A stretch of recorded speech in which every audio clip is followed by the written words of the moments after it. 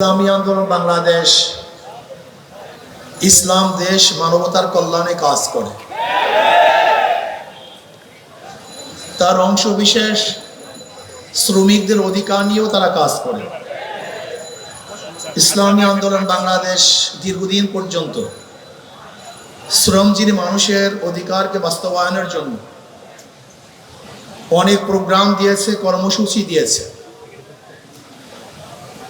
ইসলামী শ্রমিক আন্দোলন শ্রমিকদের পাশে আগেও ছিল, বর্তমানেও আছে, ভবিষ্যতেও তারা শ্রমিকদের কল্যাণে কাজ করবে ইনশাআল্লাহ। আমাদের বর্তমান সরকারকে বলবো এবং বিরোধী দলকে বলবো, শ্রমিকদের অধিকারকে অবশ্যই বাস্তবায়ন করতে হবে। সবার জন্য কার্ড দেন, শ্রমিকদের জন্য কার্ডের ব্যবস্থা করেন। ইসলামী আন্দোলন বাংলাদেশ কি চায়? শ্রমিক এবং মালিকের মধ্যে সমন্বয়ে সুন্দর পরিবেশ সৃষ্টি করতে চায়। আমরা চাই শ্রমিকরা মালিকদেরকে শ্রম দিবে, আর মালিকরা শ্রমিকদের শ্রমের ন্যায্য অধিকার প্রদান করবে। কিন্তু আমরা কি দেখেছি? শ্রমিকদের রক্ত এবং ঘামের উপরে দাঁড়িয়ে অনেকে ইমারত করেছেন, আর শ্রমিকরা নিষ্পেষিত হয়েছে। এইটা আমরা চাই না। আমি চাই সরকার যেন শ্রমিকদের পূর্ণ অধিকার বাস্তবায়ন করেন। যাই হোক, অনেকদিন পরে আমরা রাজপথে এসেছি, নির্বাচনের পরে। অনেকের একটা প্রশ্ন যে ঐক্যের জন্য আহ্বান করেছেন আপনারা, প্ল্যাটফর্ম গড়েছেন আপনারা, আবার শেষ পর্যন্ত নাইও আপনারা। একটা প্রশ্ন আছে কি নেই?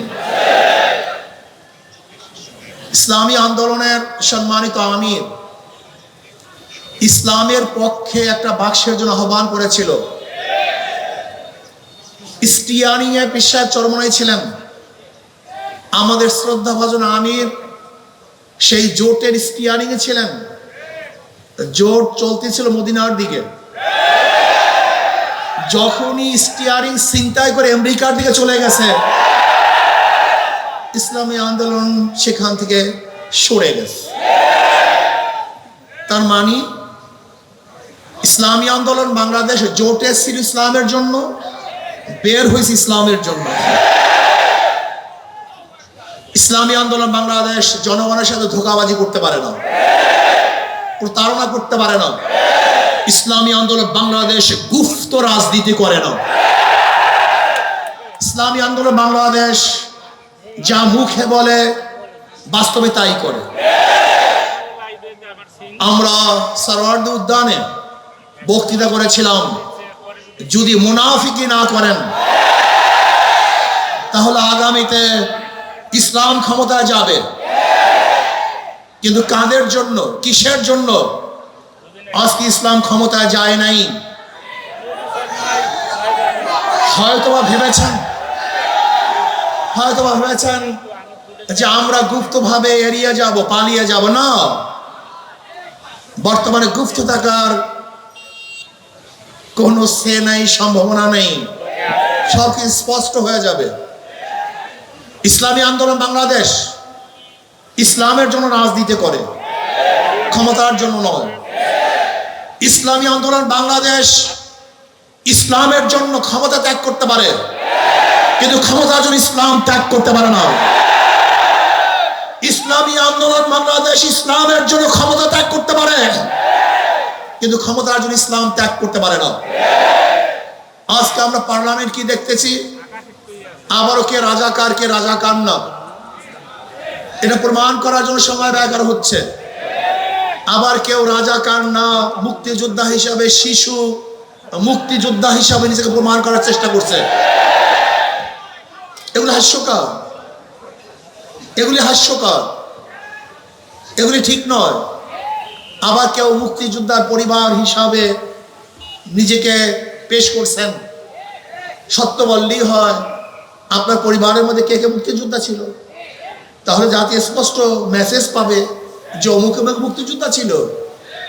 আমার পরিবারের লোক মুক্তিযোদ্ধা। কে কে মুক্তিযোদ্ধা, কোথায় যুদ্ধ করেছেন, কোথায় শহীদ হয়েছেন বলে দেন, তাহলে অস্পষ্টতা থাকবে না। আপনারা আগরতলা ষড়যন্ত্র মামলার বিরুদ্ধে কথা বলবেন, আবার ৭১-এ স্বাধীনতার বিপক্ষে কথা বলবেন, এই দুইটা হয় না। আজকে এক দলের নায়েবে আমির কোরআনী শাসনের জন্য সংবিধানে সংসদে বক্তব্য দিয়েছেন। আমি আশা করব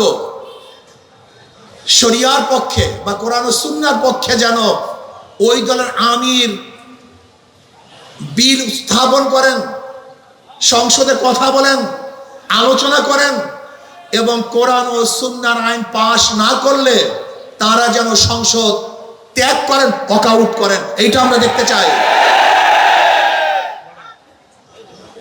এই ফাঁকিবাজি আমরা দেখতে চাই না।